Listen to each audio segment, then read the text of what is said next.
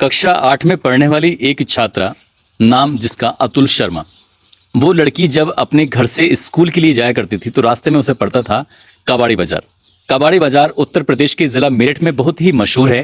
दरअसल यहाँ पर वेश्यावृत्ति जो होती है, यहाँ पर दूर दराज से लड़कियों को उठा उठा कर लाते थे और लाने के बाद कोठों पर बैठा दिया करते थे और उन कोठों पर उन लड़कियों से मिलने के लिए पुरुष आया करते थे। तो जब वो लड़की अपने स्कूल जाती थी तो घर से साफ हिदायत दी जाती थी कि तुम जा जरूर रही हो, लेकिन कभी ऊपर को मुंह उठाकर मत देखना, कभी चेहरा मत उठाकर देखना। अब उस रास्ते से जब गुजरते थे तो कई दुकानदार भी वहां जान पहचान के मिलते थे। तो दुकानदार पूछते थे कि बेटा तुम्हारा नाम क्या है? वो कहती थी मेरा नाम अतुल शर्मा है। किसकी बेटी हो? तो वो कहती थी कि मैं उनकी बाबूजी की बेटी हूँ। अच्छा, बाबूजी की बेटी हो तो चुपचाप यहाँ से चले जाओ, लेकिन कभी नजर उठाकर मत देखना, क्योंकि यहाँ अच्छे लोग नहीं रहते। बस ये दिमाग में घर कर गया कि अच्छे लोग क्यों नहीं हैं, क्या बात है, इनमें क्या कमियां हैं। तभी उस लड़की ने एक संकल्प लिया और संकल्प ऐसा लिया कि मुझे अपनी जिंदगी में इनके लिए कुछ काम करना है। और तभी एक संकल्प के नाम से एक एनजीओ बनाया और लगभग 30 साल से उनकी जितने भी कोशिश कर सकते थे, जितनी भी मदद कर सकते थे। एक कहानी मैंने उनकी पहले ही सुनाई है, उस कहानी का लिंक मैं डिस्क्रिप्शन में जोड़ दूंगा, आप देखना कि वाकई बड़ी दिलचस्प कहानी है। आज हम उन्हीं शख्सियत के साथ हैं जिनका नाम अतुल शर्मा है, जिन्होंने अपनी जिंदगी में कितनी ही लड़कियों की मदद की है। ये आज हमारा उनसे मिलने का बड़ा ही शानदार सौभाग्य प्राप्त हुआ। मैम बहुत बहुत शुक्रिया, बहुत धन्यवाद। कहते हैं कि हर इंसान की जिंदगी में बहुत सारी कहानियां होती हैं, आपकी जिंदगी में तो कहानियों की भरमार है। 30 साल से आपने संकल्प बनाने के बाद जो मानव तस्करी है उस पर काम किया है। आज हमें कौन सी कहानी सुनाएंगी? सबसे पहले तो आपका धन्यवाद। मैं आज रोली है एक बच्ची जिसने जिंदगी में मात्र 16 साल जी सकी। मैं केवल उसकी कहानी आपसे शेयर करूंगी। हो सकता है कहीं भावुक हो जाऊं, उसके लिए पहले से क्षमा चाहूंगी आप लोगों से। बच्ची, छोटी सी बच्ची जिसको ढंग से ये भी याद नहीं मैं कहाँ की रहने वाली हूँ। ये याद है बस कि बहुत लाड़ प्यार में पली, बहुत मुश्किलों से घर में जन्म हुआ, उससे पहले कोई बच्चा नहीं था और फिर बाद में भी कोई और बच्चा नहीं था, तो माँ बाप की बहुत लाडली थी। और माँ का ऐसा मानना था, जैसा रोली बताती थी कि सपने में उसको दुर्गा दिखाई दी, माँ दुर्गा दिखाई दी, जो पैर में जिनकी रोली लगी हुई थी, और अगले दिन ही उनको पता लगा कि वो शायद गर्भ से हैं। बहुत खुशियां भी मनाई गई। जब बच्ची पैदा हुई तो माँ ने रोली लगाना शुरू किया, नाम भी रोली रखा, और पैर में हर दिन स्नान के बाद में रोली लगाना शुरू कर दिया। रोली मतलब? रोली मतलब जो आलता, महावर जिसे भी हम कहते हैं, पैरों में लगाया जाता है, लाल रंग, जो मतलब सुख समृद्धि का प्रतीक भी मानते हैं। तो वो रोज लगा रही थी उसको, और इतना लाड़ प्यार था कि स्कूल जाने जैसी किसी बात के बारे में तो उन्होंने कभी सोचा ही नहीं था माँ ने। लेकिन पिता इस बात को सोच रहे थे। 4-5 साल की वो हो गई थी, तो तब उन्होंने जिद की कि भाई अब ये स्कूल जाना चाहिए। माँ तब भी तैयार नहीं थी कि मैं अपने से अलग नहीं करूंगी 1 मिनट भी। लेकिन फिर भी पिता एक फॉर्म लाए, वो भरा, और बड़ी मिन्नत समाजत के बाद में माँ तैयार हुई कि ठीक है। तैयार हो गई, ड्रेस वस पहन ली और बच्ची को छोड़ने दोनों चल दिए। पिता तो उसको अपने साथ ले जाने के लिए और माँ दरवाजे तक छोड़ने के लिए आई। दरवाजे पे जैसे ही वो पहुंची, तैसे ही माँ को याद आया कि आज रोली नहीं लगाई, और वो भाग के गई कि अभी रुको मैं रोली लेके आती हूँ। और वो जैसे धक्के रह गई कि आज रोली नहीं लगी, पता नहीं क्या अपशगुन हो जाएगा।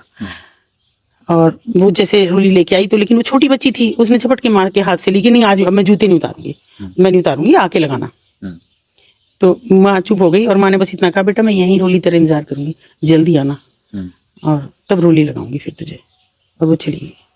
सच्चाई तो ये है कि उसके बाद रोली कभी नहीं लौटी, क्योंकि जब वो स्कूल से, पापा ने भी कहा जब स्कूल में छोड़ा कि बेटा मैं आऊंगा लेने, इतना मत जाना।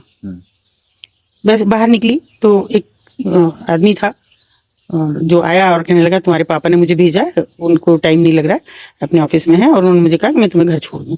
इतनी छोटी बच्ची ये जानने की स्थिति में नहीं थी, या मैं कहूँ कि इतने साल पहले शायद इतनी जागरूकता नहीं थी कि बच्चे ये समझ सके हमें अपने पेरेंट्स के अलावा किसी और के साथ नहीं जाना है, या रिक्शा लगी हुई है पैदल जाते थे, या लोग घर से आ जाते थे लेने, और वो उनके गोद में चढ़ गई और सो गई। थकी हुई थी, पहली बार घर से दूर हुई। उसके बाद जागी तो यहाँ थी। उसे नहीं पता मैं कहाँ थी, कितना दिन चली, कितना टाइम चली, कितने घंटे लगे, कुछ पता नहीं उसको। यहाँ वो जागी, जाग के रोने लगी। एक सेकंड में बात रोक रहा हूँ बीच में। जब ये घटना हुई थी तो कौन से सन की रही थी घटना, और वो बच्ची कितने साल की थी? ये 2007 की बात है। जो उसका अंत समय जब पूरा हुआ, ये 2007 में हुआ, और तब वो लगभग 16 साल की थी। जब अपने घर से गायब हुई? घर से गायब हुई तो अब उससे लगा लीजिए कि वो लगभग भी मैं समझती हूँ कि शायद 90s की बात है। वो 90 के आसपास। हाँ, वो ऐसे रही होगी 2-3 साल के आसपास। हाँ 2-3 साल, 4-5 साल की थी वो उस समय। तो उसके बाद यहाँ जागी, उठते ही मम्मी चाहिए, पापा चाहिए, लेकिन वहाँ कोई नहीं था। रहने वाला। कुछ दिन बहलाया फुसलाया, अभी आ जाएगी मम्मी, अभी आ जाएगी, कोई नहीं लेकिन सुंदर थी तो सभी लोग खिला रहे थे, और फिर उनको आगे दिख भी रहा था कि एक अच्छी लड़की तुम्हें मिल गई है, सस्ते दामों मिल गई है, तो आगे पैसा कमा के देगी। बड़ी होती गई और वहीं उसी सब में लग गई। मेरी भी कोई बहुत बात कभी नहीं हुई। देखती मैं सुंदर सी बच्ची है, थोड़ी सांवली सी थी, लेकिन अच्छी लगती थी, दिखती थी जैसे बंगाली हो। मालकिन के सामने हमेशा बात करना संभव नहीं होता, लेकिन एक दिन मैं बड़ा हैरान हुई कि ये 2007 के आसपास की बात है कि मुझे फोन आया उसी मालकिन का, जो मुझसे बेहद एक रंजिश जैसे रखती थी। रंजिश तो मुझसे सभी रखती थी ज्यादातर, लेकिन वो रखती थी। और उसने मुझे बहुत ही भारी आवाज में कहा कि आप आ जाओ, रोली आपसे मिलना चाहती है। मैंने कहा रोली? मैं मतलब मुझे कुछ समझ ही नहीं आ रहा था। मैं बिल्कुल एकदम उठी, ऐसी ऑफिस में बैठी थी और ऐसी उठ के चल दी। वहां पहुंची तो रोली एक बेंच सा था जिसपे मतलब 2 बेंच जोड़ के एक बनाया हुआ था, उस पर लेटी हुई थी गद्दा सा डाल के, और बहुत कमजोर और बहुत ही मतलब लग ही नहीं रही थी ये वो रोली है। और वो मालकिन भी, उसकी भी आंखों में आंसू थे। आज मुझे कुछ ये भी नहीं लगा, क्योंकि उसके बुलावे में मैं गई थी तो मुझे कोई डर भी नहीं लगा कि भाई आज ये मुझसे बदतमीजी से बोलेगी या मुझे इससे बात नहीं करने देगी। मैं सीधा रोली के पास गई, मैंने कहा बेटा तुम मुझे बुला रही थी?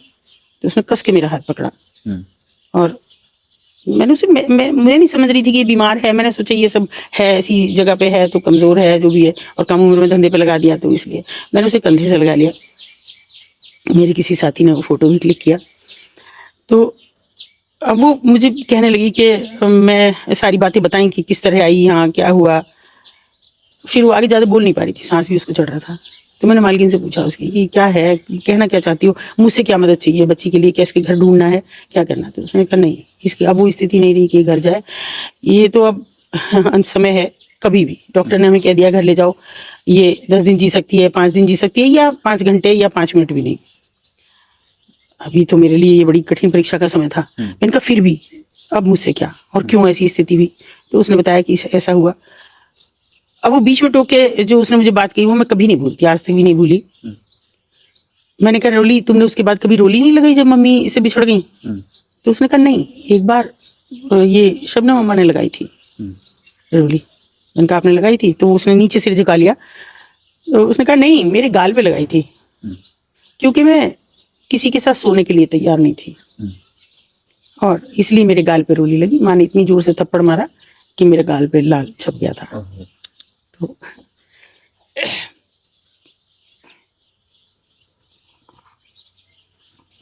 फिर भी मैंने उसको कहा कि कहीं अच्छी जगह लेके जाएंगे, ठीक हो जाओगी तुम, यहाँ से भी लेके जाऊंगी। तो मालकिन ने कहा अब नहीं है वो समय, क्योंकि मैं भी पाप की भागी हूँ। मैंने इसको इस सब पे लगाया और आज ये HIV पॉजिटिव है। समय नहीं है इसके पास। अब हमें भी तब पता चला जब मतलब पता लगा कि इसने मैंने कहा तुम्हें कितना डांट के कितना हम बांटते हैं कंडोम्स और फिर भी तुम ये सब। तो उसने कहा कि नहीं है, इसने हमें ये एहसास नहीं होने दिया। ये ऐसे ही बिना किसी प्रिकॉशन के ऐसे ही रही सबके साथ, हमसे ले लेती लेकिन यूज नहीं करती थी, या शायद अपनी जिंदगी देने पे तुली हुई थी। मैंने उसे पूछा कि अब तुम मुझसे क्या चाहती हो बेटा, मेरे घर चलोगी, जो भी समय हम दोनों एक साथ काटेंगे। तो उसने कहा नहीं, अब वो समय नहीं है, आप मुझे रोली लगाओगी क्योंकि मेरी माँ इंतजार कर रही होगी। रोली हाथ में लेके मैंने कहा कि रोली लेके आओ, इसकी लगाएंगे। लेकिन मैंने उसको ऐसे कस के नीचे अपने उसमें लिया हुआ था और मुझे लगा कि अब है नहीं वो। धीरे से लिटाया तो वो वाकई नहीं थी और फिर हमने दोनों ने उसके पैरों में रोली लगाई। शबनम ने भी, मैंने भी। एक नहीं दो माँ थी हम। ना वो कोई धंधे वाली औरत थी, ना मैं किसी NGO से कोई पुनरुद्धार करने के लिए निकली थी। केवल 2 माएँ थी जो उसे अंतिम विदाई दे रही थी। शायद उसकी माँ लगाती, उसकी शादी करती, महावर लगाती, सब कुछ करती। वो आज करके हमने अंतिम विदाई उसको दी। और मैं कभी नहीं भूल पाई इस बात को कि एक टीस है आज भी, इतने साल के बाद भी, कि हो सकता है वो अगर अपना घर बता पाती तो एक दिन मैं उसकी माँ के पास जरूर जाती, उसको बताती कि तुम्हारी बेटी के साथ क्या हुआ। पर फिर लगा अच्छा ही हुआ वो नहीं बता पाई बच्ची, क्योंकि अभी तो माँ ने सब्र कर लिया होगा, हो सकता है कोई और बच्चा भी हो। तब ये सुन के शायद वो सब्र ना कर पाती। बस ऐसे हमने रोली को विदा कर दिया। फिर आपकी पहली मुलाकात हुई रोली से उस कोठे पर, वो कोठा नंबर याद है आपको, कौन सा कोठा था? वो मत पूछो। अच्छा अच्छा, कोई बात नहीं, ये नहीं पूछते। तो पहली मुलाकात तो कम से कम हाँ, मुलाकात याद है, क्योंकि वो ऐसे बैठी थी, यूं सामने बैठी थी, मैं जाके मेरा जाना किसी को भी अच्छा नहीं लगता था, मतलब मालकिन को तो बिल्कुल अच्छा नहीं लगता था। क्योंकि आप ना उन लड़कियों को कोठे से निकाल के आजाद जिंदगी देते आजाद थे। जिंदगी भी दे रहे थे, और कहीं किसी के साथ कुछ हो रहा था तो उसको डांट डपट भी रहे थे। पुलिस केस भी बहुत लोगों के खिलाफ कराए ना। उनके जो मतलब एक तरह से दलाल थे, उनको पसंद नहीं आता था, इनको भी नहीं आता था, लेकिन फिर भी मैं जबरन जाती थी। तो मेरी एक साथी थी और हम दोनों जाके बेंच पे बैठे, और वो सामने नीचे घुटनों में मुंह दिए बैठी हुई थी।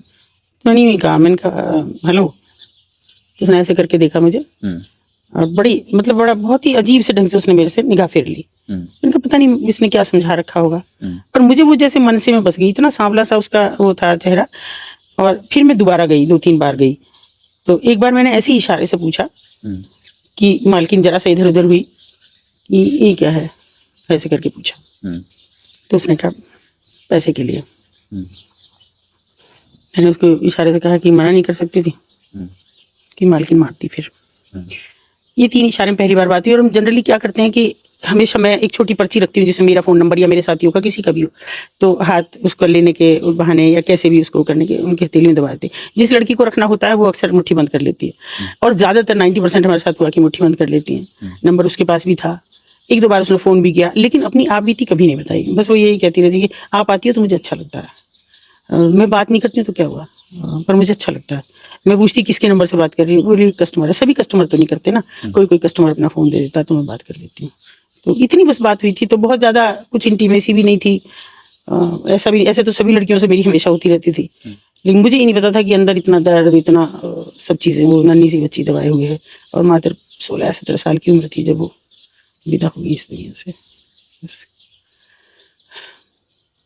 शायद मुझे कभी कभी ये तो लगता है कि एक तसल्ली होती है कि उसके पैर में रोली लगाई, हो सकता है उसकी माँ की आत्मा को भी कहीं शांति, उसको उसके वजूद को कहीं शांति मिली हो, और उस बच्ची को भी लगा हो कि किसी माँ ने तुम्हारे लगाई हो। शबनम से लगा हो या ना लगा हो, लेकिन हो सकता है मेरे छूने से उसे लगा हो, क्योंकि जिस तरह से वो मेरे गले लगी हुई थी आखिरी समय में, वो उसकी पकड़, वो उसका मुझसे जैसे छूटना नहीं चाहती, जैसे जाना नहीं चाहती, वो मैं कभी नहीं भूल पाई, शायद भूल भी नहीं पाऊंगी कभी। वाकई कोई भी नहीं भूल सकता जिसने अपनी आंखों से ये सब मंजर देखा हो। एक छोटी सी बच्ची जिसकी उम्र अभी 3-4 साल नहीं, वो अपने घर से जाती है स्कूल पढ़ने के लिए, लेकिन अचानक से गायब हो जाती है। और किस सिचुएशन में वो यूपी के मेरठ के भी एक कबाड़ी बाज़ार में, जहाँ कोठे संचालित होते थे, वहाँ पहुँच जाती है। और उसने कसम खाई थी कि शायद मैं जीना नहीं चाहती, और इसलिए शायद उसने जो प्रिकॉशन होती है उसने प्रोटेक्शन का उसने इस्तेमाल नहीं किया, और उसने एक बीमारी, एड्स जैसी बीमारी को जानबूझ के जन्म दिया था, ताकि वो जितनी जल्दी हो सके यहाँ से हमेशा के लिए मुक्ति पा जाए। और क्योंकि जिस हालत में थी उस हालत में अपने घर वापस जाना नहीं चाहती थी। तो वाकई उसे पता नहीं, लेकिन वाकई ये अपने आप में बड़े भावुक करने वाले लम्हे, क्योंकि वे हम तो एक महसूस कर सकते हैं, और अतुल मैम ने उसे जिया है उन लम्हों को। तो उम्मीद करता हूँ ये किस्सा आपको वाकई झकझोर दिया होगा, आपको बड़ा अंदर से परेशान कर दिया होगा। और इस किस्से को सुनाने का उद्देश्य सिर्फ यही है कि आप आज भी, मतलब ये ऐसा नहीं है, दौर भले की बदल चुके हैं। पहले तरीके और थे लड़कियों को गायब करने के, उन्हें मानव तस्करी के, लेकिन अब और तरीके हो चुके हैं। मोबाइलों से दोस्ती करते हैं, उनसे बहुत अच्छी फ्रेंडशिप कर लेते हैं, उनके सुख दुख बांटने की कोशिश करते हैं, और मौका मिलते हैं उन लड़कियों को लेके कहीं ना कहीं दूर चले जाते हैं अपने परिवार से, अपने घर से। तो इसलिए आप कहीं इस झमेले में, कहीं आप इस चक्कर में न फंस जाएं। तो यही कारण है ऐसी कहानियों को सुनाने का उद्देश्य। तो आप सब लोग अपना ख्याल रखें, सुरक्षित रहें। जय हिंद, जय भारत।